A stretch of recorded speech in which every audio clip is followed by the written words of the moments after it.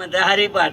हरिपाठ तरी आहे का आमचा? आम्ही काही मंडळी असं झालंय का आम्ही हरिपाठ करतो म्हणजे अक्षर पाठ करत बसतात आणि सांगतात लोकांना हरिपाठ करतो. आता हरिपाठ का अक्षरपाठ? हरिपाठ म्हणजे आपण आता हरीला समजून घेतलंय. हरी आपल्या घरी आलेला आहे.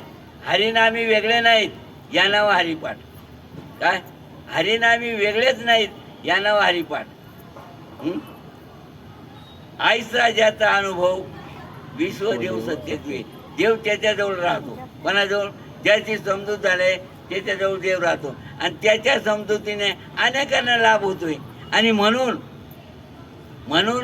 ज्यांना ही गोष्ट आणि समाजाला समजुतीकडे आणावं म्हणून हा एकीकरणाचा विषय कुठेतरी कशा तरी निमित्ताने जुळवून आणतायत. आपण म्हणतो काय बुवा, नाही तीर्थाला गेले होते, गंगा पूजन करायचं होतं. अरे अन्नदान करून अनेकांचं समाधान करून अनेकांच्याकडे हा जो काही आलेला ओघ मिळावं म्हणजे सुखाच्या संधी या सगळ्यांना मिळाव्यात. सुख कुठे आहे याचा शोध लावण्याकरता एक हाताने टाळी वाजत नाही, तर सगळ्या मिळून आपण शोध करू असा एक निर्णय आहे. सगळ्या मिळून जर आपण गेलो चौपळायला तर कुठेतरी शोध लागणार का नाही? नामदेवराय आपले देवाजवळ बसले होते. नामदेवराय देवाजवळ बसले होते ना?